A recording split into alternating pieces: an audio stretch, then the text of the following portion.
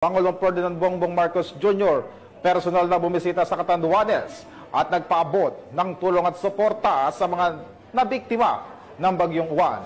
Patrolwoman Vanessa Sol, ibalita mo. Bumisita si Pangulong Ferdinand R. Marcos Jr. sa Catanduanes upang kumustahin ang mga residenteng matinding naapektuhan ng Super Typhoon Uwan at tiyaking tuloy-tuloy ang ibinibigay na tulong ng pamahalaan. Sa mga pinuntahan ng Pangulo ang Barangay Tubli sa bayan ng Karamoran, isa sa mga lugar na matinding sinalanta ng storm surge. Sa tala ng lokal na pamahalaan, 161 kabahayan ang tuluyang nasira, habang 367 ang bahagyang napinsala.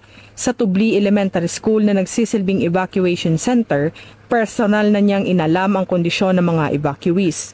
Kasabay ng pagbisita na mahagi ang Department of Social Welfare and Development ng Family Food Packs at nagsagawa ng payout, 10,000 para sa mga pamilyang may totally damaged houses at 5,000 naman para sa partially damaged. Naging emosyonal naman si Punong Barangay Maria F. Palero sa pagdating ng Pangulo na nagpasalamat sa pagkakataong maiparating ng personal ang pangangailangan ng kanilang komunidad. Patuloy namang tiniyak ng Malacanang na hindi iiwan ang mga pamilyang naapektuhan ng Bagyong Uwan hanggang sila ay tuluyang makabangon. Mula dito sa Legazpi City, Albay, ako ang inyong PNN correspondent, Patrolwoman Vanessa Sol, alagad ng batas, tagataguyod ng Balitang Pulis.